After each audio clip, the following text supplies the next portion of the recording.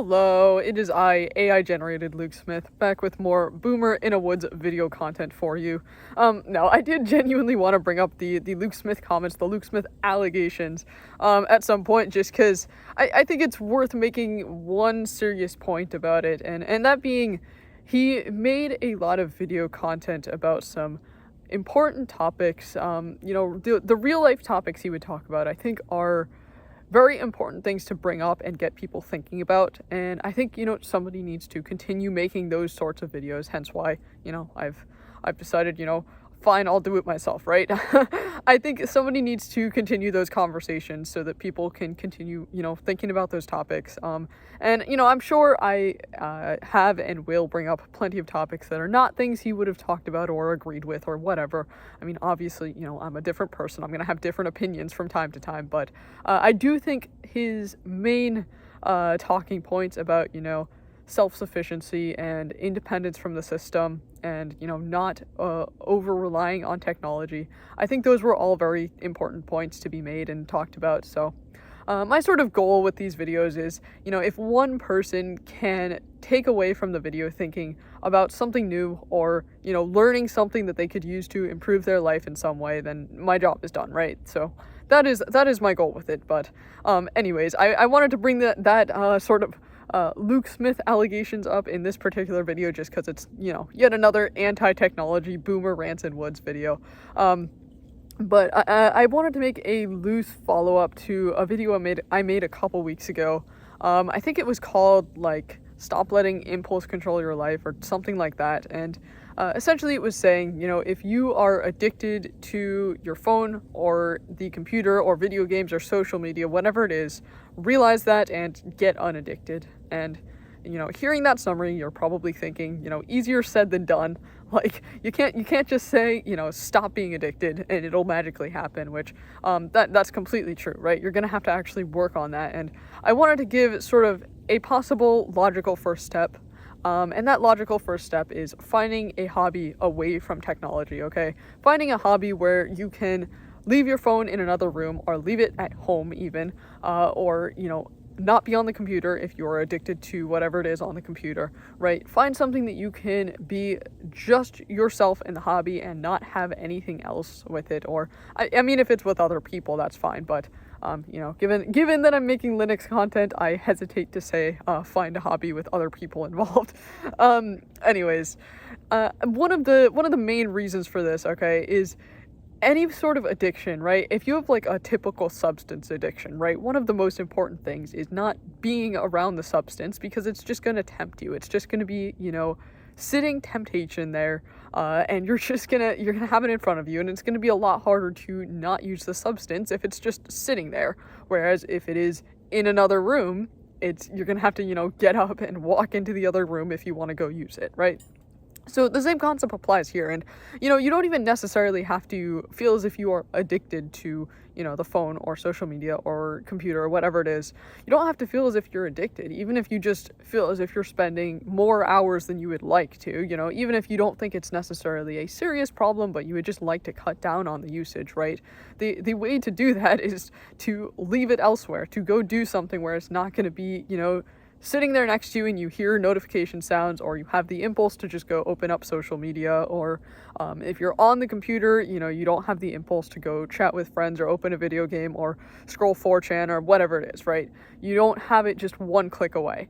So, any sort of hobby could fit this criteria, and it doesn't even have to be an actual hobby, right? I mean, even something as simple as just going on a walk. I mean, walk in the woods. Of course, I'm obviously going to recommend walking in the woods. I think everybody can benefit from walking in the woods, but if you don't have woods around you, then just go on a walk in general. Seriously, I think a daily routine of walking, I think everybody can benefit from that, but maybe that's its own video.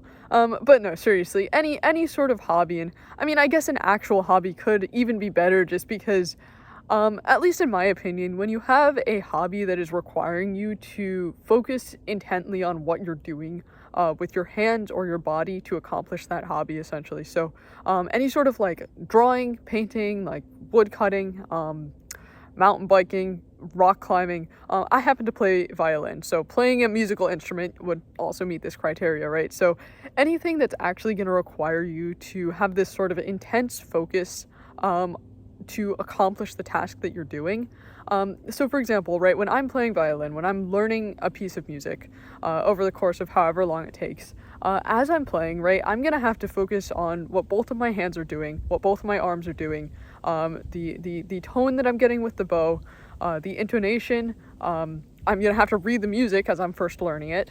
I'm going to have to pay attention to all sorts of different things, meaning there's essentially not going to be any room in my brain to be thinking about anything else while I'm doing it. I'm just going to be completely focused on the task at hand.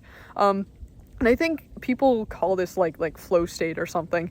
I don't know about all the like buzzwords for it, but it is, true that you do get this very intense state of focus when you're working on something like that. And I think picking up a hobby that, will engage you in that type of focus is very helpful. And like, I don't want to make this video saying drop all the hobbies you've ever had on the computer, because that's definitely not the point of view I have. I'm sort of saying, in addition, find something in real life, try something in real life, try something that actually uses your hands or your body in some way, because I think that is going to be a different sort of fulfillment and enjoyment than just doing something on the computer, even if it is, a productive hobby, right? Even if it's something like Linux or coding on the computer, or even stuff like even more creative stuff, and that is, worth having in your life. It's not like it's a bad thing, from this point of view. I mean, if you're sitting there like working on Linux stuff, but you're trying to stop playing video games so much, it is kind of a bad thing, since you're just gonna have the video game right there and you can just pull it out and play it. But from the point of view of having different kinds of fulfillment in your life, I don't think it's a bad thing to have multiple different types of hobbies, but I do think it is worth trying a real life hobby that, requires that sort of serious focus if you haven't tried that before, because I think it is genuinely a different kind of focus than you get with anything on the computer. I think it's just a different experience, and it's a worthwhile experience. Another point I wanted to make on the sort of more on the like phone computer addiction side of things is have you ever had the experience of wanting to spend 30 minutes on something on the computer, and you get on the computer, you spend the 30 minutes, and then you realize it was actually 5 hours and you just spent all day, and you're not even sure like what you did. Like maybe you accomplished one or two things, but you accidentally wasted the entire day. Because that has happened to me many times, and more times than I would like to admit. And I think that's something, unfortunately, very easy to fall into when on a computer or a phone. You can just like start scrolling like image boards or social media, or you play a video game for hours and you didn't even realize, how many hours it's been. I mean, I know multiple people who like will play video games all day and say, I didn't even eat. I forgot to eat. And it's like 10 or 12 hours straight of video games you forget to eat, and it's like you just don't want to be in that position. And I think this is something that's like you just don't have that with any sort of real life hobby. Like if I'm doing anything that requires physical exertion or something, right, I'm gonna be tired at some point. I'm gonna be tired, I'm gonna want to go get water, I'm gonna want to go get food. If I play violin for an hour, my arms are going to be tired at some point. I can't realistically play violin for 10 hours straight. Or if you're outside doing anything, like I can literally see that the sun is going to set in like a couple hours here, probably an hour, right? I can see the sun moving through the sky. So I'm not going to just lose track of time. I'm going to have, an actual sense of how much time is passing, and I'm not just going to accidentally, waste away the entire day on something I didn't even care about, and then at the end of the day think like I didn't even do anything today.